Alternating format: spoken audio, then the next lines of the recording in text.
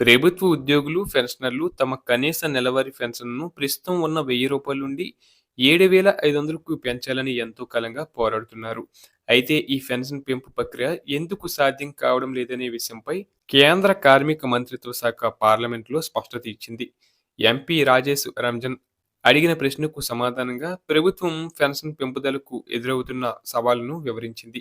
Pension మొత్తాన్ని పెంచడానికి మోదీ ప్రభుత్వం ప్రధానంగా 3 కారణాలను ప్రస్తావించింది. మొదటిది ఈపీఎస్ 95 అనేది ఒక సామాజిక భద్రతా పథకం. ఇందులో వచ్చే ప్రయోజనాలు పూర్తిగా ఫండ్‌కు అందే సహకారంపై ఆధారపడి ఉంటాయి. అంటే జమ అయ్యే నిధులను బట్టే పెన్షన్ చెల్లింపులు జరుగుతాయి. నిబంధనల ప్రకారం ప్రతి ఏడాది ఈ ఫండ్‌ను ఆడిట్ చేస్తారు. 2019 మార్చి నాటి లెక్కల ప్రకారం ఈ పెన్షన్ ఫండ్‌లో భారీ లోటు ఉన్నట్లు గుర్తించారు.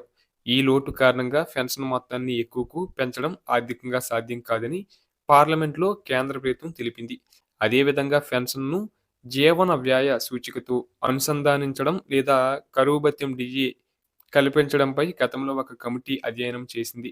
అయితే పెన్షన్ ఫండ్ వాస్తవిక స్థితిని బట్టి ఇది ఆచరణాత్మకమైనది కాదని ఆ కమిటీ తేల్చి చెప్పింది. ఇక ఈపీఎస్ నిధి ఎలా సమకూరుతుందంటే ఉద్యోగుల పెన్షన్ నిధి ప్రధానంగా యజమాని మరియు కేంద్ర ప్రభుత్వం ఇచ్చే సహకారంతో ఏర్పడుతుంది.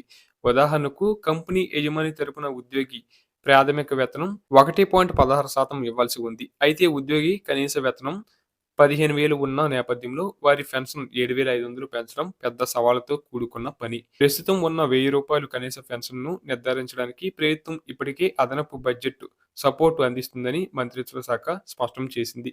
దీంతో పెన్షన్ 7,500 పెరుగుదల ఇప్పట్లో లేనట్టే అని తెలుస్తుంది.